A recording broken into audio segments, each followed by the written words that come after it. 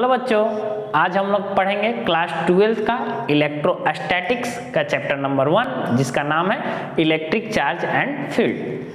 अगर आपका 11th कमजोर रह गया है तो टेंशन लेने की बात नहीं है, बिल्कुल डरने की बात नहीं है। आप इस प्लेलिस्ट के सारे लेक्चर पढ़ लीजिए, आपको समझ में बिल्कुल ही आएगा।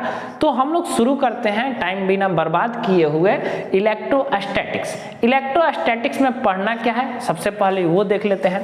देखिए इलेक्ट्रोस्टैटिक्स जो है इसमें 2 यूनिट आते हैं। पहला चैप्टर जो है उसका इलेक्ट्रिक चार्जेज एंड फील्ड और दूसरा होता है इलेक्ट्रिक पोटेंशियल एंड कैपेसिटर।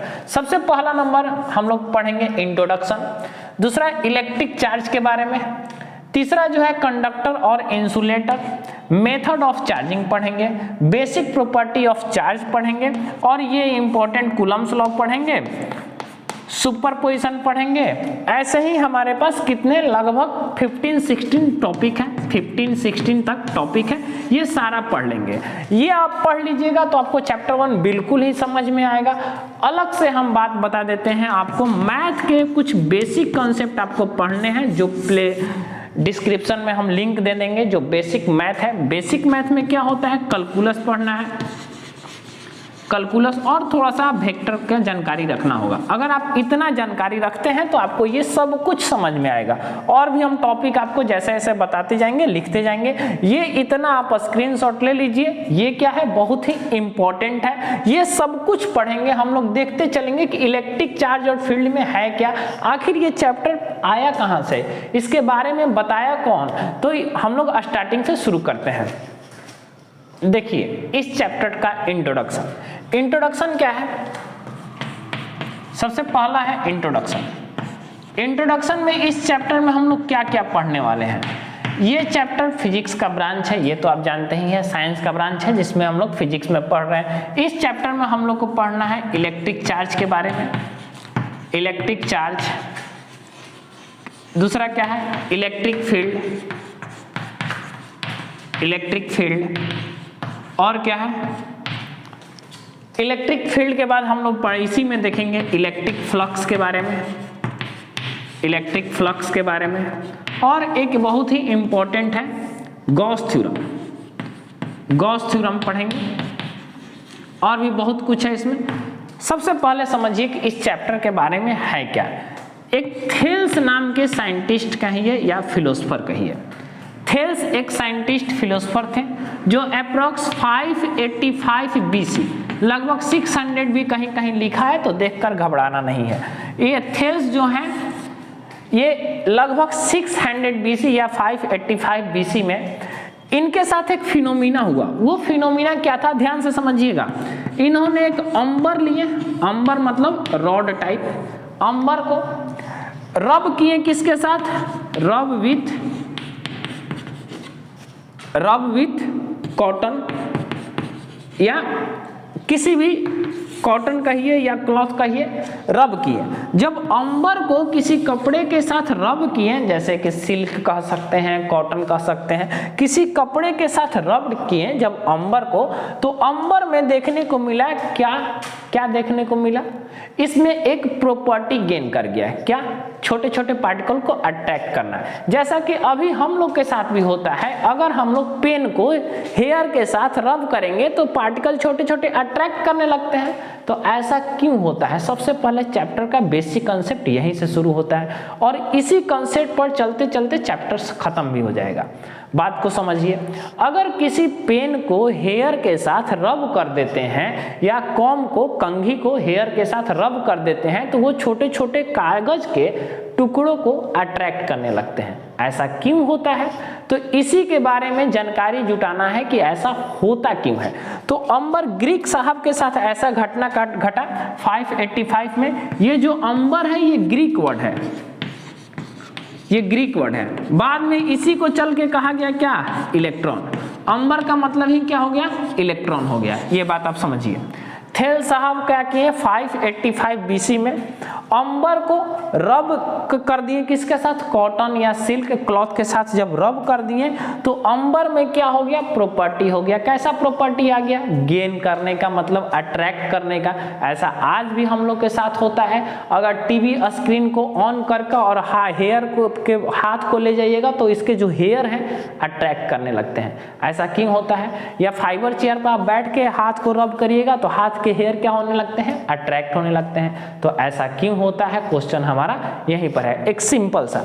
तो जब 600 BC या 585 BC में थेल साहब के साथ ये दुर्घटना घटा तो थेल साहब इसे बता नहीं पाए कि ये दुर्घटना हो क्यों रहा है।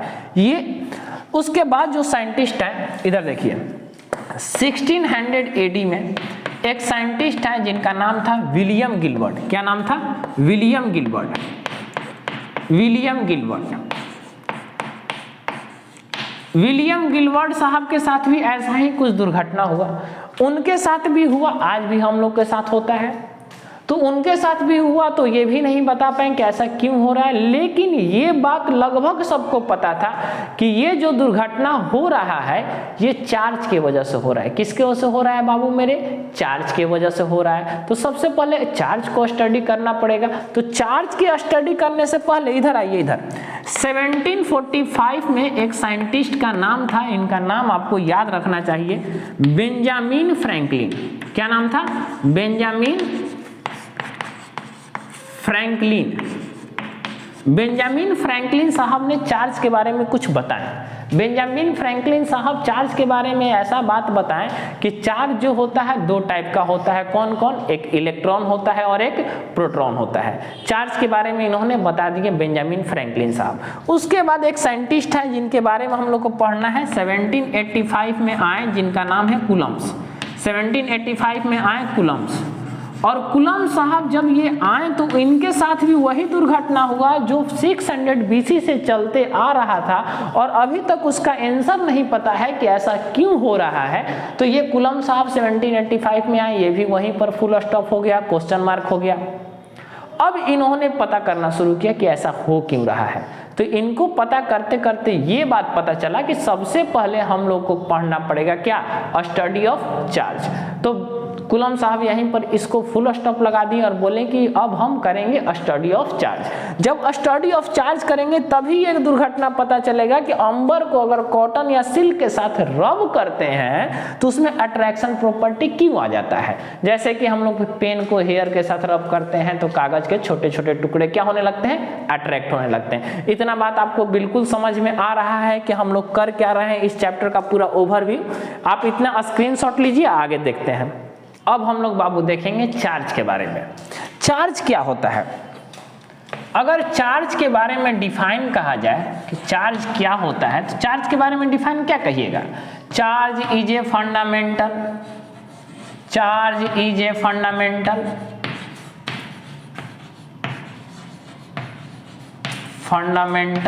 Particle, charge is a fundamental particle present in an atom, present in an atom. ठीक है, चार्ज एक फंडामेंटल पार्टिकल है और ये एटम में पाया जाता है। तो क्या चार्ज से छोटा पार्टिकल नहीं है हमारे पास, तो चार्ज से छोटा पार्टिकल है जिसका नाम होता है क्या, क्वार्क। लेकिन क्वार्क के बारे में कहानी ऐसा है कि ये चार्ज से छोटा पार्टिकल है लेकिन इसके बारे में हमारे पास जानकारी उपलब्ध नहीं है। हमारे पास क्या है, बुक में भी जानकारी उपलब्ध नहीं है क्योंकि क्वार्क हमारे नेचर में एग्जिस्ट नहीं करता है। चार्ज तो नेचर में एग्जिस्ट करता है लेकिन क्वार्क नेचर में एग्जिस्ट नहीं करता है, इसी वजह से क्वार्क के बारे में जानकारी नहीं है। तो आइए अब हम लोग चार्ज के बारे में देखते हैं, properties of charge. Properties of charge, चलो सबसे पहला नंबर है two like charge, two like charges are repel each other, are repel each other and क्या हो जाएगा बाबू, एंड टू अनलाइक चार्जेज, अरे बोलिए बिल्कुल समझ में आ रहा है, two unlike charges are attract each other. इसका मतलब क्या हुआ? Attract each other. इसका मतलब क्या है कि अगर दो लाइक चार्जेस हैं, यहां पर देखिए, अगर मान लीजिए ये पॉजिटिव चार्ज है और ये भी पॉजिटिव चार्ज है, तो ये दोनों आपस में क्या करेंगे? रिपेल करेंगे, ये दोनों एक दूसरे से दूर भागेंगे। यानी कि इसे हम लोग कहेंगे कि ये लाइक चार्ज है और आपस में क्या कर रहा है? रिपेल कर रहा है। अगर ऐसा ही देखा जाए कि ये हमारा नेगेटिव चार्ज है और ये हमारा क्या है? नेगेटिव चार्ज है, तो ये दोनों भी आपस में क्या करेंगे? रिपेल करेंगे, क्योंकि ये दोनों भी कैसे चार्जेज हैं? Like charge. ये लाइक चार्ज वाले में आते हैं। ठीक है, इतना आप समझ गए। अब अनलाइक चार्ज की कहानी क्या है कि अगर दो चार्ज है, ये हमारा पॉजिटिव चार्ज है और ये हमारा नेगेटिव चार्ज है, तो ये दोनों आपस में क्या करेगा? अट्रैक्ट करेगा। अरे दो लड़का लड़का आपस में शादी नहीं करेगा, दो लड़की लड़की आपस में शादी नहीं करेगी, लेकिन एक पॉजिटिव चार्ज, एक लड़का और एक लड़की आपस में क्या करेंगे? शादी कर लेंगे। यानी ये क्या करेंगे? अट्रैक्ट कर लेंगे। ये दोनों क्या करेंगे? अट्रैक्ट कर लेंगे। बोलो इतना समझ में आया? फर्स्ट प्रॉपर्टी एक बार फिर से, two like charges are repel each other, मतलब एक दूसरे से दूर भागेंगे, and two unlike charges are attract each other. यानी हम इसे कह सकते हैं ये कौन से चार्जेज हैं? अनलाइक चार्जेज हैं। अगर आप चैनल पर नए हैं तो चैनल को लाइक कर दीजिए, सब्सक्राइब कर दीजिए, बेल बटन दबा दीजिए, क्योंकि आपको डेली वीडियो मिलते रहे। इतने का आप स्क्रीनशॉट लीजिए। चार्ज का सेकेंड नंबर प्रॉपर्टी क्या है? Additive nature of charge. Additive nature of charge.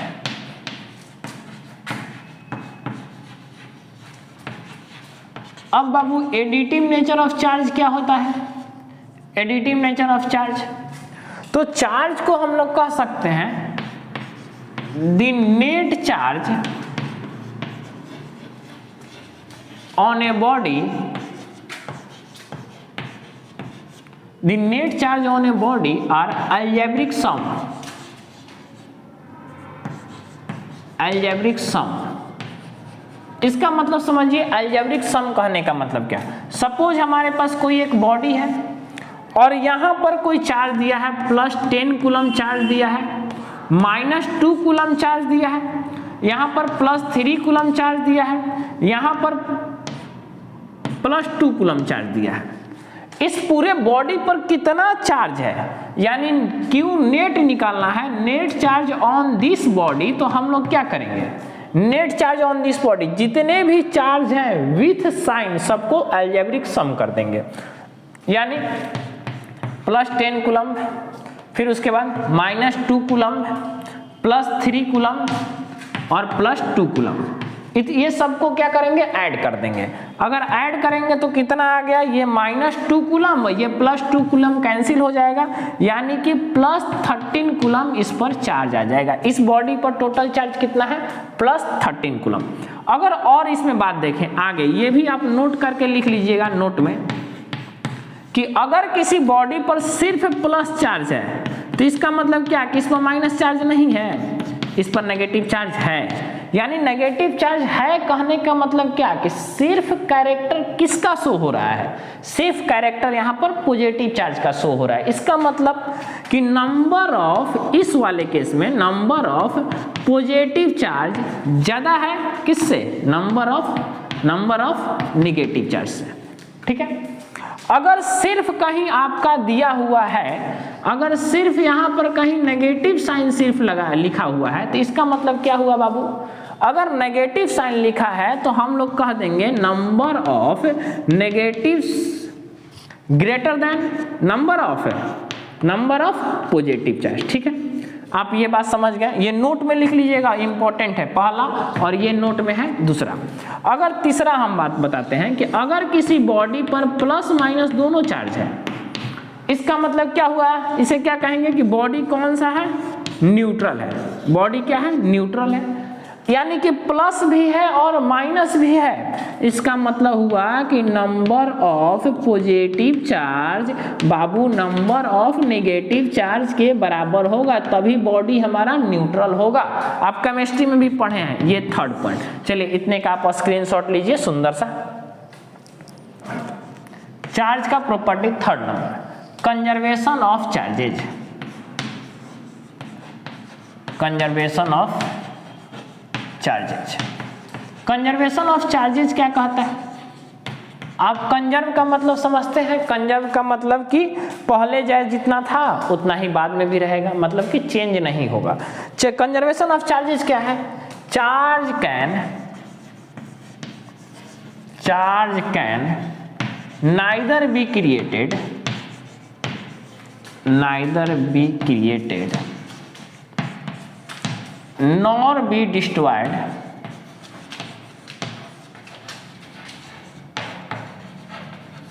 nor be destroyed only transfer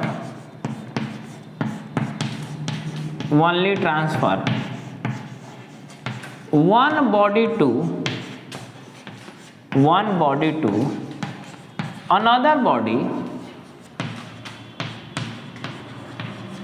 in an isolated system.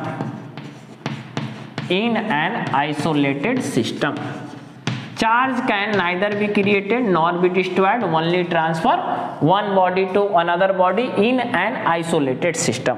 अब ये बाबू आइसोलेटेड सिस्टम का मतलब क्या होता है? ये आइसोलेटेड सिस्टम, इसका मतलब होता है, आइसोलेटेड सिस्टम का मतलब कि बॉडी के सिस्टम से अगर कोई रूम है उसको बंद कर दिए तो अब रूम से बाहर कोई नहीं जाना चाहिए और बाहर से कोई रूम में नहीं आना चाहिए, मतलब कि ब्लॉक हो जाए, बंद करके भूल गए।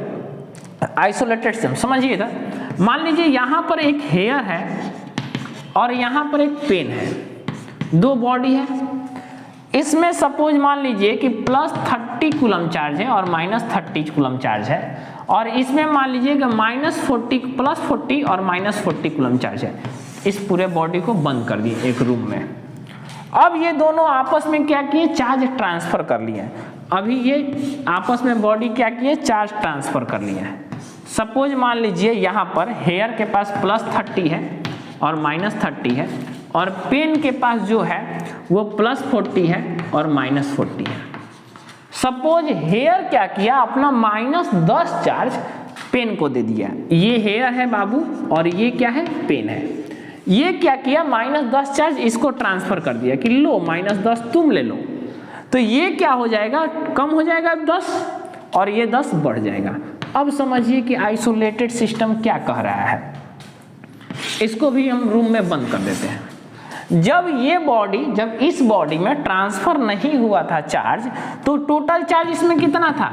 प्लस कितना था? 70, और नेगेटिव कितना था? -17।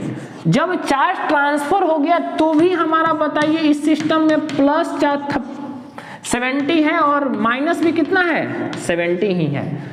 इस पूरे सिस्टम के नेट चार्ज पर कोई फर्क नहीं पड़ा है, यानी कि ये बॉडी जो है, ठीक है, ये सिस्टम जो है कैसा है? आइसोलेटेड है, और आइसोलेटेड में ही कंजर्वेशन ऑफ चार्ज अप्लाई होगा।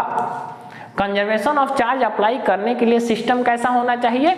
आइसोलेटेड होना चाहिए। अगर आइसोलेटेड सिस्टम नहीं है तो काम नहीं करेगा। ये बात आपको समझ में आया? ये क्वेश्चन आते भी हैं 2 नंबर, किसी बोर्ड एग्जाम में 2 नंबर के क्वेश्चन आ जाते हैं। What do you mean by conservation of charge. चलो बाबू इतना राइट डाउन कीजिए।